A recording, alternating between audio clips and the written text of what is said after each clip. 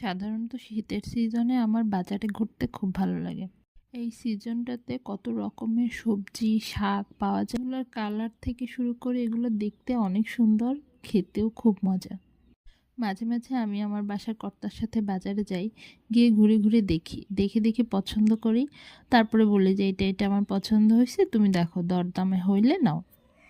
আপনারা প্রায় আমার ভিডিওতে দেখবেন যে আমি সবসময় দাম জিজ্ঞেস করি, কিন্তু কিনি না।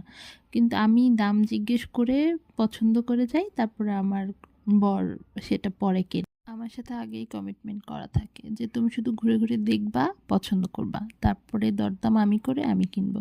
আমি ভালো দরদাম করে কিনতে পারি না। আজকে বাজারে অনেক বেশি জিয়াল মাছ উঠছে।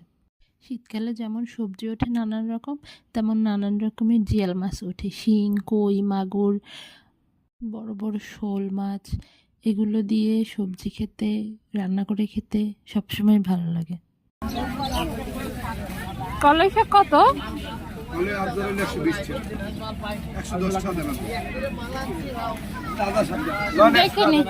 দেখেনি দাঁড়ান। হাঁসের ডিম কত?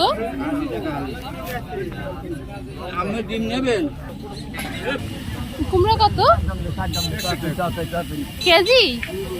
পিস?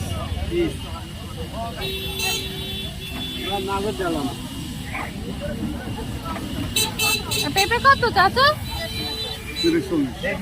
কেজি? ওই যে পাকাটা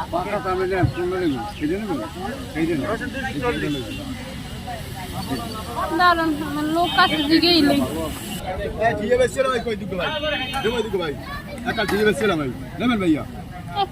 ছোট হইলে ভাই পড়তে ভালো আছে, খাইতে ভালো, দেশি মাছ জিয়ে বেচছিলাম ভাই। বাবা জিয়ে বেচছিলাম, দাম কমাইল চলে যাবে ভালো।